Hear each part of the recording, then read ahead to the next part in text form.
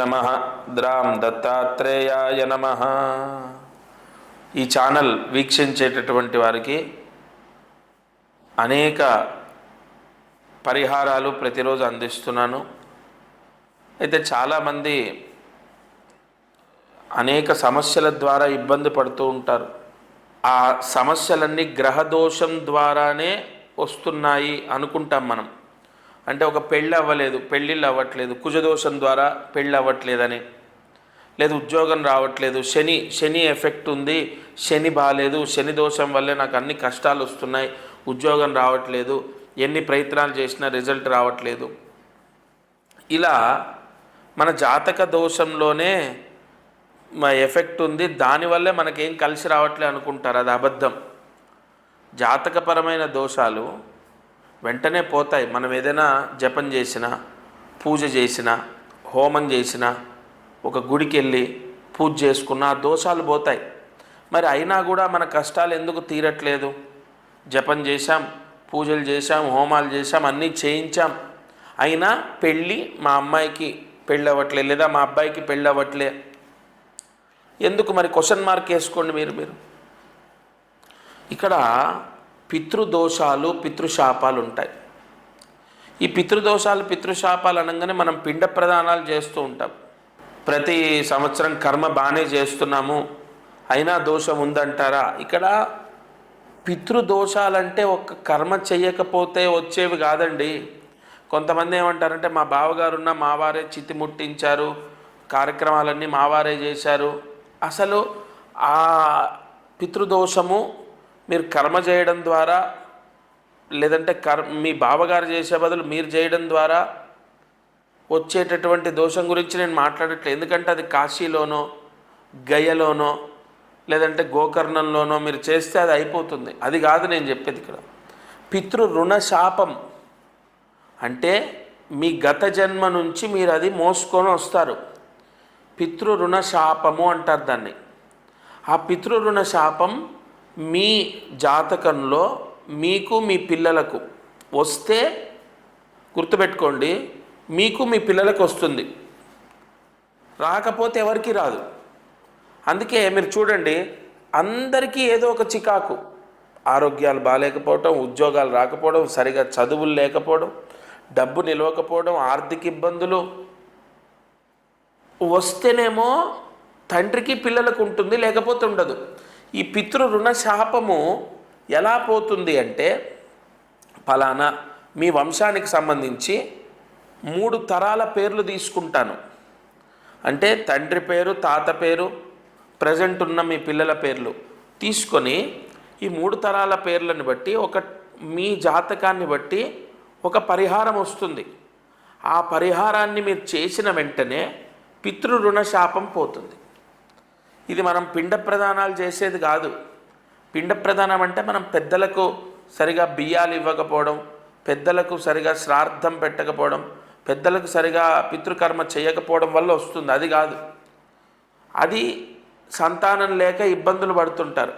ఎవరైతే పెద్దలకు సరిగా తర్పణం విడిచిపెట్టరో, ఎవరైతే పెద్దలకు పిండాలు పెట్టరో, ఆ దోషం ఏంటంటే సంతానం లేక ఇబ్బంది పడతారు. కానీ అది కాదు. పితృరుణ శాపం అంటే సంతానానికి ఇబ్బంది, అంటే పిల్లలకు జాబులు లేక, పిల్లలు సరిగా చదువుకోక, చెప్పిన మాట వినక, అలాగే యజమాని భార్యకి ఏదో ఒక గొడవలు, లేదా ఇంట్లో ఎవరికొకరికి ఆరోగ్య సమస్య, లేదు ఆర్థిక పీడలు, అప్పులు, ఇబ్బందులు. అంటే ఈ పితృరుణ శాపం అందరినీ టార్గెట్ చేస్తుంది. దానికి మీ పేరు, మీ పిల్లల పేర్లు, మీ తండ్రి పేరు, 3 తరాల పేర్లలోనే పరిహారం ఉంటుంది.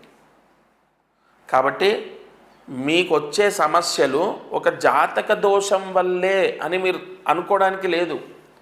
ఇప్పుడు ఉద్యోగం రాకపోతే ప్రస్తుతము మీకు శని దశ నడుస్తోంది, అందువల్లే మీకు సరైన ఉద్యోగం లేదు, సరిగా డబ్బులు రావట్లేదు, చేతిలో డబ్బులు నిలబడట్లేదు అని మనం జాతకంలో తెలుసుకున్నాం. ఆ శనికి జపం చేయించాం. మరి అయినా కూడా ఎందుకు మన కష్టం విడిచిపెట్టట్లే? ఒకసారి మీరు ఆలోచించండి. అలా పెళ్ళి గురించి కానీ, ఉద్యోగం గురించి కానీ, విదేశాలకు వెళ్ళాలి, లైఫ్ సెటిల్ అవ్వాలి, మంచి జాబ్ రావాలి, సొంత ఇల్లు కట్టుకోవాలి, ఆ సొంత ఇంటికి కూడా ఉంటుంది ప్రభావం. ఎందుకంటే సొంత ఇల్లు లేక కూడా మనం చాలా సఫర్ అవుతూ ఉంటాం. అంటే సరైన సెటిల్మెంట్ లేదు కదా.